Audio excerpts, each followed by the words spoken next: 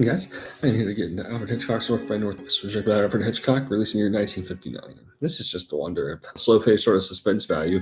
His characters are just often facing psychological traps by way of just an incredibly detail-oriented sort of directing. And this is perhaps my favorite screenplay of Alfred Hitchcock's filmography. This is just completely entertaining and just mesmerizing how it's all laid out from start to finish, as it utilizes a lot of sharp editing, which lends an edge of dramatic intensity to this just often hilarious project. Like this has always been a sense of humor and level. I think has always been a life affirming, life changing for me in a lot of ways. Growing up, I would watch this a lot. But I think by way of this film, this kind of led to just a really incredible wonder and perspective of never taking life too seriously. I think that's what this film lays out in me. As all these frame shots just provide emphasis on depths of isolation, just going too far into madness. And these just because these scenarios are being presented to him, and he keeps this cool. It's kind of what's so fascinating about these depths of isolation. That's so different. Cary Grant just always holds his charisma.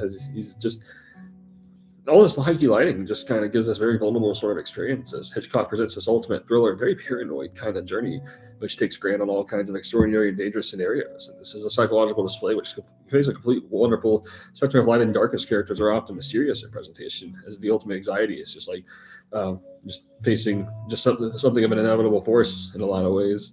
And Grant's way around it is like it gives him almost a superhero complex and how he gets away around all of it.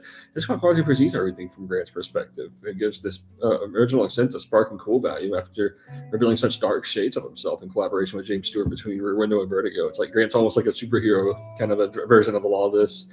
Kind of like in a very relatable. He's extremely resonating all throughout, which makes it just simple to identify with him all throughout as he's facing all these dangerous, traumatic sort of scenarios with all these just extreme use of wide shots, which makes for such a spectacle from start to finish in depths of world building. And it seems like Hitchcock could just convey the ultimate road trip by way of all of this. These shots just reflect Grant as he's feeling confused and unsettled by all these intense scenarios.